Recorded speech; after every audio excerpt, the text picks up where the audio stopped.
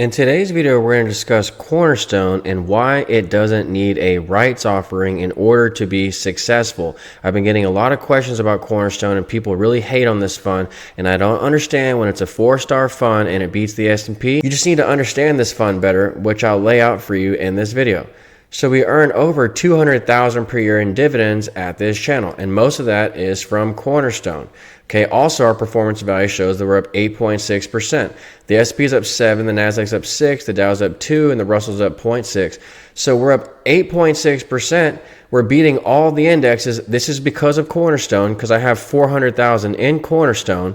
So Cornerstone must be working. It must not be what everyone else is saying. Everyone's saying this fund, it just goes into the ground. Look at it on the chart over the last 10 years. Look at this fund. It's a terrible fund. Well, obviously not. Okay, if you look at my performance over the last 3 years, you'll see that we're up over 100% over the last 3 years. Cornerstone continues to help us live the FIRE lifestyle, which means financially independent, retire early. If you want to live free from a 9 to 5, email me for my e-guides at akintodd48@gmail.com. So Cornerstone is the secret to all of my success. And yes, margin, okay? I have $253,000 of margin debt right now. And that's because Cornerstone's low maintenance, so I don't mind owning 400 grand of Cornerstone and 200,000 of debt. As you can see, Cornerstone is 30% maintenance, and that's how I preserve so much of my available withdrawal and live the FIRE lifestyle. If you need help understanding maintenance, that's in my Volume 3 e-guide. Available withdrawal. This is the key to living out of your brokerage account. This is how I live the FIRE lifestyle. But many funds like Yield Max, Defiance, they're 50% maintenance. If you go to a ticker symbol of, let's say, YMAG, okay, you'll see that the maintenance is 50%. So again, this is a killer to the FIRE lifestyle. It sucks up half my equity. Cornerstone only takes up 30% of my equity. So that's the first reason why I put so much in Cornerstone. But I'm allowed to put so much in it because not only does it preserve my equity, but it actually beats all the indexes and helps me beat the market in the meantime. I mean, this 8.6%, again, this is from Cornerstone. I just have to learn how to play this fund properly, which is in my Volume 4 e-guide. Cornerstone, it's a 4-star fund. As you can see here on Morningstar, it beats the indexes over the last 10 years. Well, it has a 21% dividend that it sets every year at its NAV, and it drips that dividend down at the NAV. So you can get potentially 20 to 30% gains per year because it averages 20 to 30% premiums. You can get a 21% dividend, and it drips that down at the NAV, so you get free money every month. That's how I'm really outperforming with Cornerstone. That's how I outperformed in 2022, is because Cornerstone drips its dividend down at the bottom. So if the market price is up here, then it'll drip the dividend down here. Okay, so you get this free money every month, and you lower your cost basis as a result, and you really get ahead of the market because Cornerstone's tied to the indexes. So if you buy the indexes like Cornerstone is, and it drips its dividends down at the NAV, down at the bottom, which SPY or no other fund that I know of does, well, that's how you're going to outperform. And if you combine that with some margin leverage like I use, well, then you're definitely going to outperform. Even in a down market, I'm still going to grow with my dividends because this $250,000 in debt, well, if I'm getting 20% in dividends or so, then it's going to keep giving me dividends that not only pay down my debt by the end of the year so that my margin leverage is gone, but I keep growing. I keep outperforming the market this way because my growth is coming from dividends, not the market itself. I don't care what the market does. Now, when the market's up on a given day, let's say it's up 1%, then I usually track it with it. So on my account of around 500,000, if we're up 1%, then I'm up $7,000 because you take 500,000 plus my 200,000 in margin debt, and so I'll be up 7,000 on a given day, but on a given up day. But on a given down day, you see the market was down 1%. Look above where my mouse is. 1% the Nasdaq was down on Friday, but we were down only 0.12. Okay, fractionally we're down. Why is that? That's because Cornerstone was up.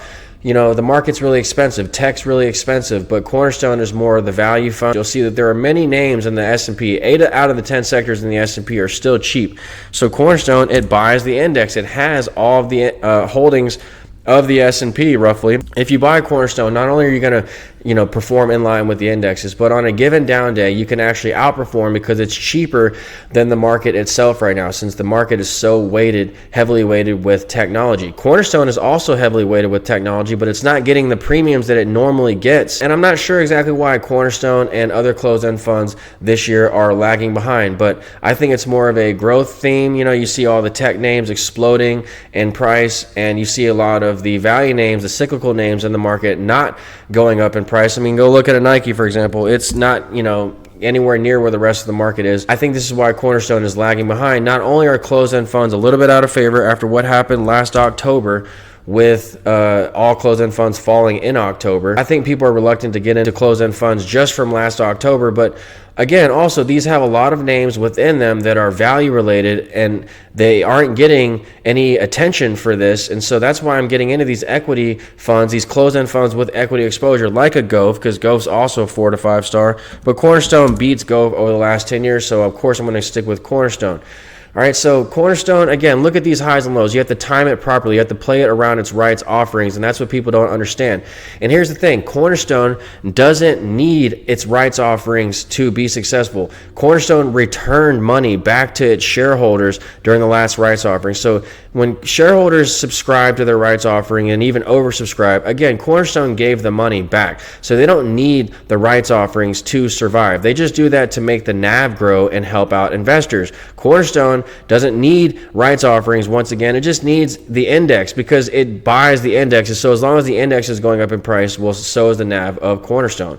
So the rights offering, that's just a plus for you, and that's how you really level up your account. It's how you actually time the market with them telling you when to buy and sell versus you having to do the guesswork with the S&P. Cornerstone tells you when to sell your stock and when to buy after the rights offering.